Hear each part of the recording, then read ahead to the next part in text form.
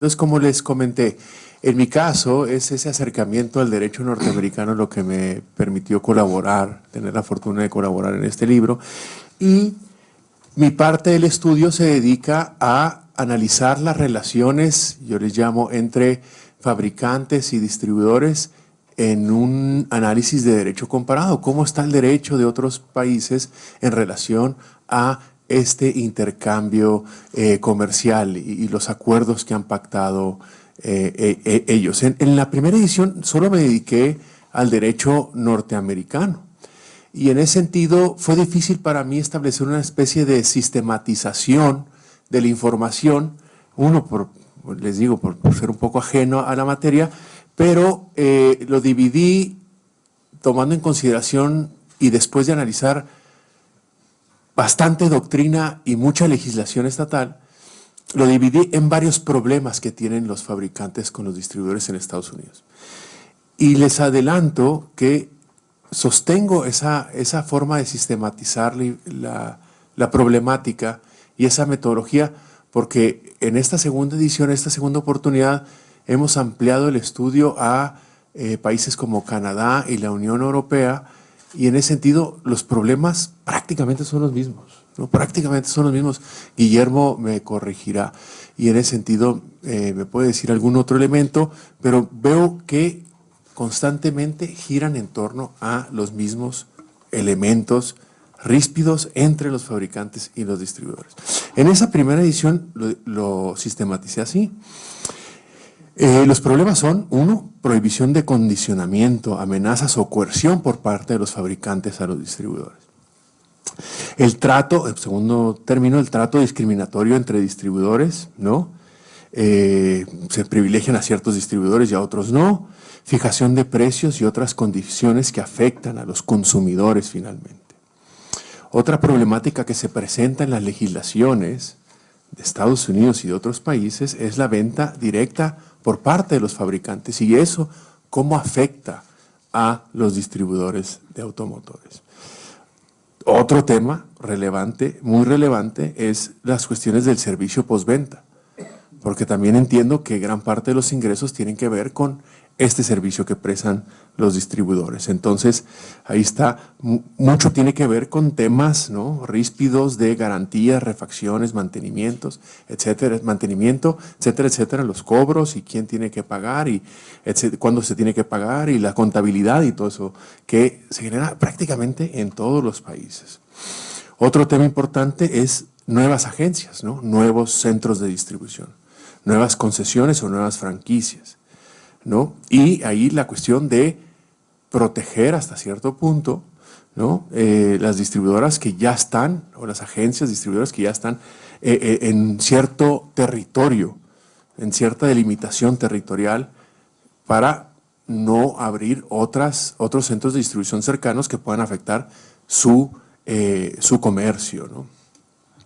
Otro problema es la conclusión, ¿no?, o modificación de las relaciones comerciales entre fabricantes y distribuidores. Otro tema es la cesión, transferencia o herencia de las concesiones o franquicias. Y por último, la solución de conflictos y penalidades en estas problemáticas entre los fabricantes y los distribuidores. Les digo, lo que podemos ver, y Gloria nos ayudó con el caso de Brasil, es que las problemáticas son muy parecidas en varios países. Sin embargo, Estados Unidos, y no voy a repetir lo que ya está publicado, pero Estados Unidos destaca por esa amplia legislación y normatividad en los diferentes estados. Hay doctrina en este sentido y no son revistas jurídicas, sino son revistas que tienen que ver con la disciplina de la economía, ¿no?, los antimonopolios y demás, y nos dicen cómo en la historia las legislaciones estatales han ido creciendo y prácticamente hoy en día todos los estados de la Unión Americana tienen una legislación específica que tiene que ver con la regulación de las relaciones entre los fabricantes y los distribuidores. Y en ese sentido, ese primer país que yo analicé en ese momento me llamaba muchísimo la atención cómo protegía de una manera importante, ¿no?, al que en teoría o en papel es el débil de esta relación, que son los distribuidores, ¿sí? Pues ¿quién tiene la fuerza, ¿no?, comercial y en muchos otros sentidos, hasta política, me atrevería a decir, pues son los fabricantes. Entonces, esta parte débil, ¿cómo vamos a protegerla? Y en ese sentido, les digo, todos los estados de la Unión Americana tienen una legislación muy importante, ¿no?, y muy proteccionista hacia los distribuidores. En esta segunda edición caí en cuenta del por qué es esto. Y es bien interesante que la razón es una razón económica, ¿no? En Estados Unidos, ¿sí?, estas leyes favorables a los distribuidores a nivel estatal obedece a que, miren la importancia de los distribuidores y el papel de los distribuidores en las legislaturas locales. Cerca del 20% de ingresos provenientes de impuestos estatales es por ventas y son por las recibidas por las ventas de automotores, ¿no? Y las distribuidoras son una fuente importante, además de este 20% del ingreso proveniente de impuestos estatales, es una fuente muy importante de empleo en los estados. Cerca del 7 al 8%, ¿no?, del empleo en los estados es ocupado justamente por las distribuidoras. Entonces, en ese sentido, uno se explica por qué, ¿no?, tienen esa presencia en las legislaturas locales y tienen esta legislación que dan un margen muy importante de análisis justamente para ver esta parte débil y cómo se está regulando y fijando una normatividad para una mejor relación entre los fabricantes y los distribuidores. Les digo, no voy a repetir lo que mencioné en la primera edición del libro, pero en relación a todos esos puntos, ¿sí?, cesión, transferencia de los distribuidores, se establecen mecanismos específicos en estas legislaturas locales. Michigan es un estado muy relevante en ese sentido, nos sirvió mucho para el análisis inicial. Florida también tiene una legislación bastante desarrollada y obviamente también California es otra de ellas. Y se establecen esta regulación, ¿no? Se puede transferir, se puede ceder los centros de distribución justamente, y establecen ahí los mecanismos incluso con la posibilidad del fabricante de objetar, si no les parece que la persona cumple los perfiles adecuados para seguir con la cesión, con la distribuidora de automotores, etcétera, etcétera. ¿Sí? Se protege mucho esa delimitación territorial, ¿sí? Se protege mucho la delimitación territorial en el sentido de que, dependiendo de cada una de las legislaturas, pero son 9 millas, un radio de 9 millas, 10 millas o más o menos, etcétera. Tendríamos que analizar cada uno de los estados en donde, ¿no?, el fabricante no puede autorizar un nuevo centro de distribución justamente para proteger esa distribuidora que ya está establecida en determinada delimitación territorial. Se prohíben tajantemente, es un tema muy interesante hoy en día, se prohíben tajantemente las ventas directas por parte del fabricante, ¿sí?, como lo comentamos en esa primera edición. Sí, Florida, por ejemplo, y muchos otros estados contemplan una prohibición expresa de que el fabricante pueda vender directamente a los consumidores sus autos. Tiene que ser a través de sus distribuidores, ¿no?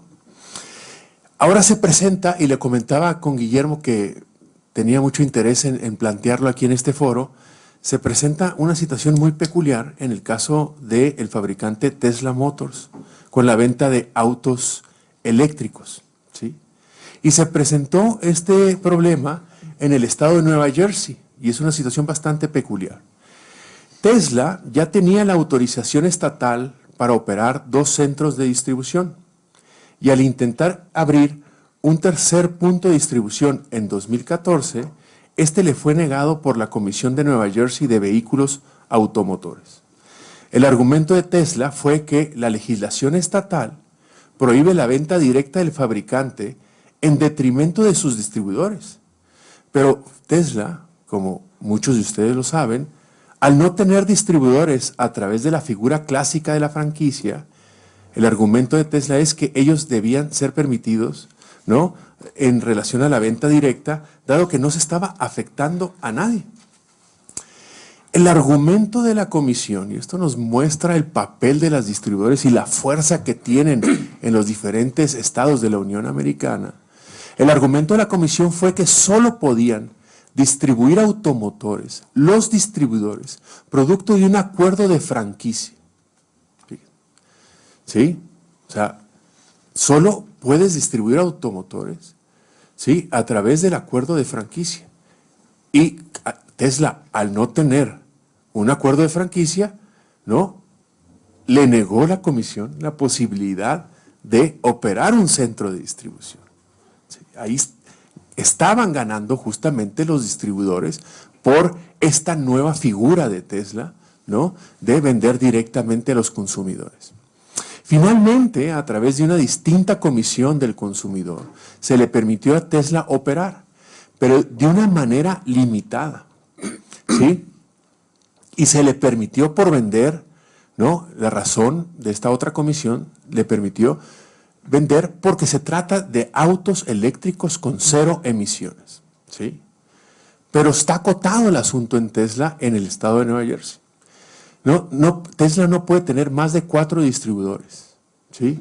Y se le obligó a tener un centro de reparación y servicio. La forma de operar por parte de Tesla, y dadas las fuertes restricciones legales en casi todos los estados de la Unión Americana, es a través del modelo galerías en lugar de distribuidores.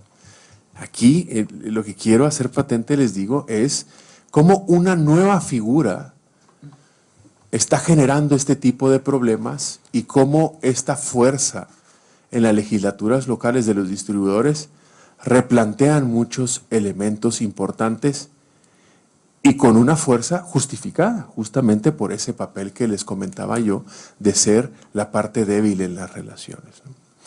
Entonces, ahí está Tesla, ahí está limitado en el estado de Nueva Jersey. En Texas, por ejemplo, ¿no?, relata un estudio de un autor, Stolze. Si un cliente compra un auto Tesla, primero no puede gozar de una prueba de manejo, justamente por la limitación de las distribuidoras. El auto lo entrega una persona distinta a los empleados de Tesla. Todas las instrucciones y dudas se resuelven a través de centros de atención telefónica. El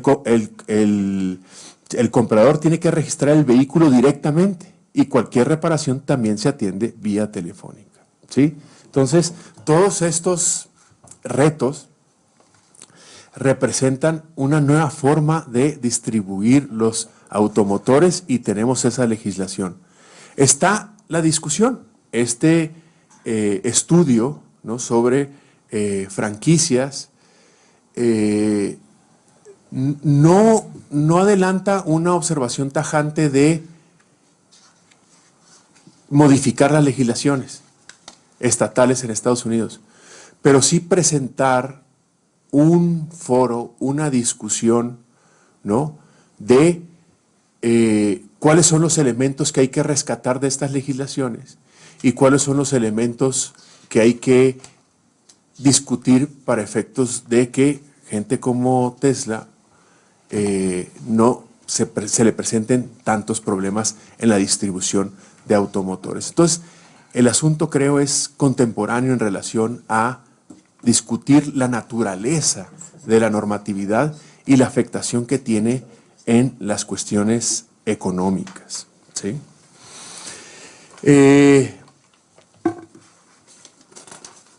Les digo, esa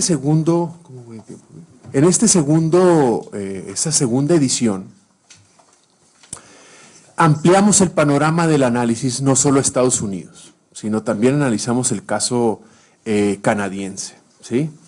Y el caso canadiense, después de analizar Estados Unidos y la diversidad de las legislaturas estatales, pues es un poco aburrido porque no presenta esa diversidad y esa protección tan importante a los distribuidores, ¿no? no representa una diversidad digna, ¿no?, de un análisis de derecho comparado, pero sí es relevante en cuanto a lo siguiente. Las relaciones entre fabricantes y distribuidores en el caso canadiense se rigen por lo que ellos denominan los Dealer Sales and Services Agreements, ¿sí? Y resulta, gracias a una comunicación que tuve con uno de los representantes de la Asociación de Distribuidores de Automotores, creo que es tu colega allá en Canadá, que fue muy accesible conmigo en relación a la información. Estos Dealer Sales and Services Agreements son muy parecidos entre ellos. Los Dealer Sales and Service Agreements que establece y que fija Ford con sus distribuidores en Canadá son muy parecidos, los de General Motors, etcétera, etcétera, etcétera, ¿no? Entonces, ¿en qué consisten estos Dealer Sales and Services Agreements? ¿Sí? Se establecen en términos generales y muy parecido, aunque no con la diversidad, repito, de la legislación en Estados Unidos, pero se establecen cosas muy parecidas, ¿no? Como preámbulo siempre la cuestión esta de que en términos generales los dos, tanto fabricantes como distribuidores, entablan una relación comercial con objetivos comerciales de ambos, ¿no? Como una situación de ganar-ganar para ambos. Estamos en esto de manera conjunta, tú quieres ganar dinero, distribuidor, yo también como fabricante quiero ganar dinero, entonces a partir de ahí ya se establecen ciertos acuerdos, ¿no?, entre los dos. Ejemplos de estos acuerdos, de estos lineamientos. Obligaciones del fabricante de entregar vehículos en tiempo y forma de acuerdo a las solicitudes, que es un tema, ¿no?, recurrente. Obligaciones del distribuidor en relación a hacer efectivas garantías y mantener en estado óptimo sus instalaciones. Reglas referentes a la terminación de las relaciones comerciales y asimismo reglas para el traspaso de la distribución tanto a familiares del titular como a otros copropietarios o bien la adquisición de la distribución por parte del fabricante, ¿no? Ahí el fabricante lo que comentamos, en las ventas directas, en algún momento dado se puede convertir en distribuidor, pero se tienen que reunir muchísimos requisitos para que el fabricante pueda convertirse en distribuidor. Que no exista nadie interesado, que las personas que se le han planteado en relación a que puedan ocupar la propiedad de esta distribución no cumplen los requisitos económicos o solvencia económica y moral, etcétera. Entonces, en ese sentido, un fabricante puede participar, pero de manera excepcional, organizando paralelamente ya el traspaso de esa distribuidora a otra persona, ¿no? Son casos excepcionales. Y asimismo, como en el caso de Estados Unidos, se respeta la demarcación territorial y el espacio comercial de los distribuidores al momento de plantear la posibilidad de nuevas instalaciones de distribución cerca del ámbito comercial de otros distribuidores. Incluso se establece una garantía de audiencia en caso de que algún distribuidor ya establecido considere que se verán afectadas sus operaciones por estas nuevas instalaciones, ¿sí?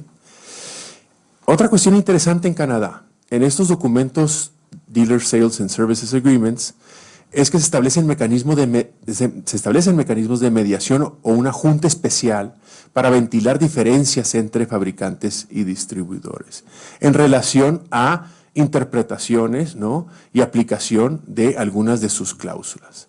Son finalmente mecanismos propios de estos documentos para resolver disputas con sus procedimientos propios. En este sentido, ¿no?, lo interesante, ya voy cerrando.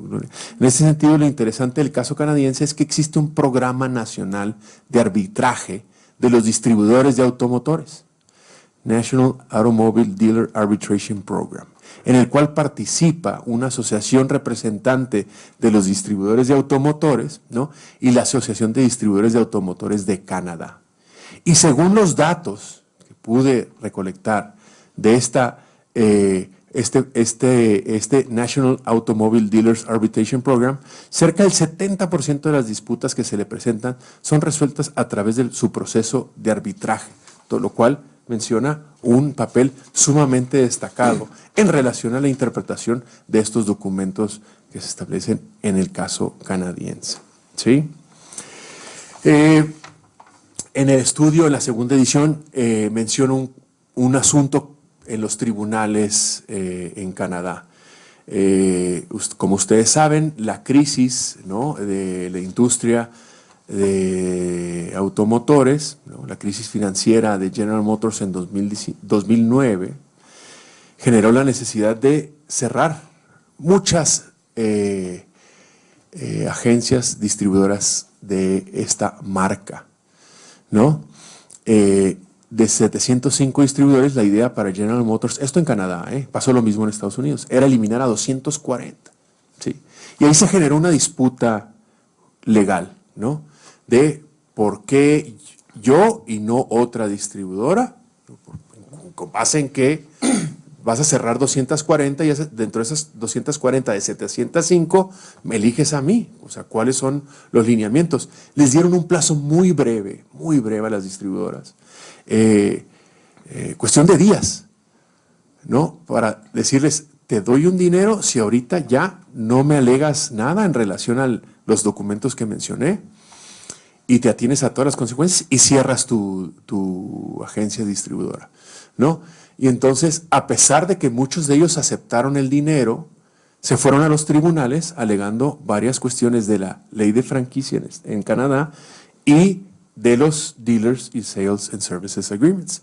Entonces, está el asunto en los tribunales, una apelación le da la razón a la industria automotriz y hace un análisis económico, no jurídico sí, pero como son los tribunales anglosajones, económicos en relación a qué es lo que podía razonablemente hacer General Motors en una situación tan complicada, ¿no?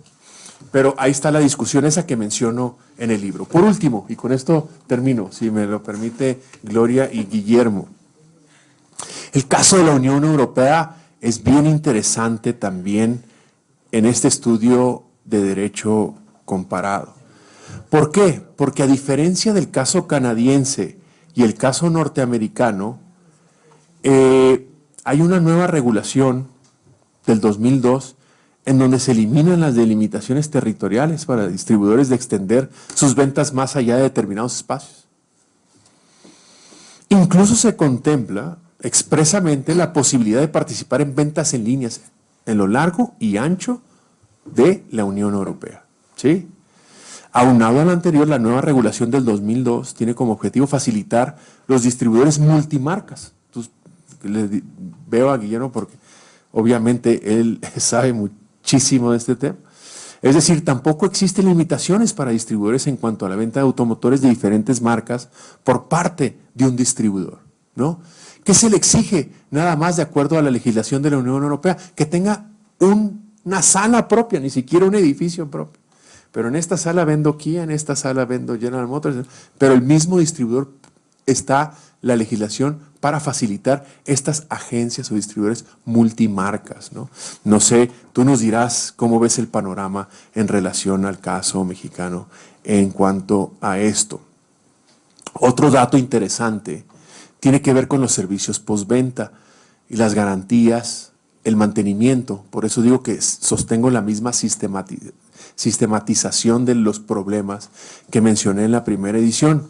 Y en ese sentido, ahora en la Unión Europea, los fabricantes tienen que establecer ciertos lineamientos que tienen que reunir los talleres en relación al mantenimiento y ofrecer la reparación de los automóviles en garantía.